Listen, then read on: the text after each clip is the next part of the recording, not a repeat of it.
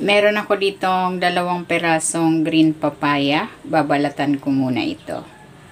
And after mabalatan ng papaya, gagadgarin ko naman dito sa ating vegetable slicer.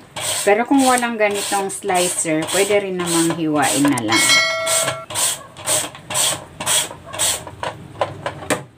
Ayan, ganyan lang. Mas prepared ko yung ganyan kalalaki yung pagkaka-slice. And ito na yung papaya. Ihahalo ko na dito itong carrots. Maglalagay din ako ng maliliit na hipon. Sibuyas. Bawang. At ng spring onion. Next, gagawin ko naman yung butter. Ilalagay ko na tong rice flour. Maglalagay ako ng asin.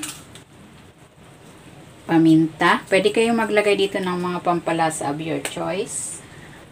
Baking powder. Maglalagay din ako ng annatto ground. Atsuete. Para maganda yung kulay. Lalagyan ko na ng tubig. Haluin ko na muna.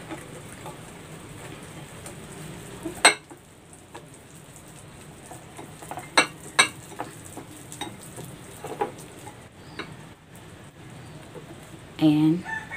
Okay na yung ganyang consistency. Ilalagay ko na ito dito sa ating mixture.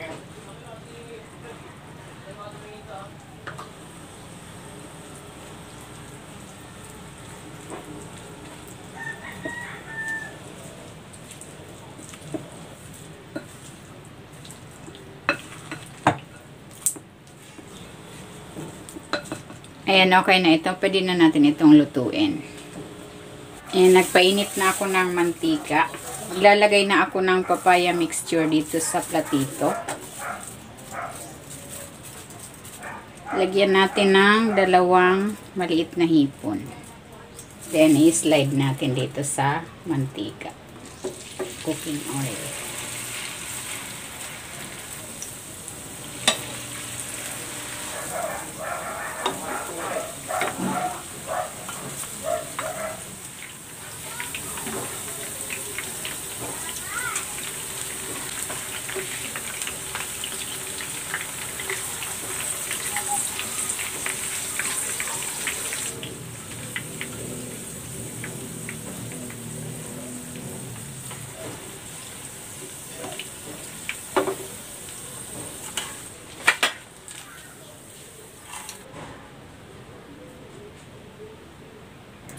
Ayan, gagawa ako ng simpleng sausawan. Ilalagay ko na itong suka, sibuyas, bawang, siling green, labuyo.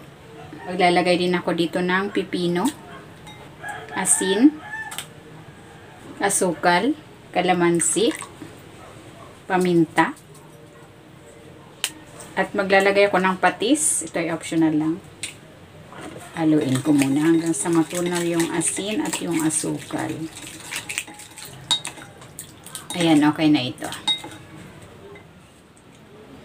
Ito na, ready na itong ating okoy na papaya.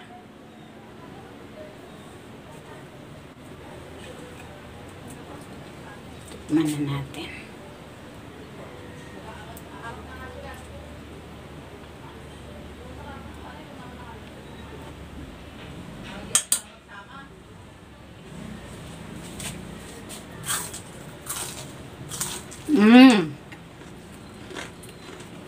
Sarap.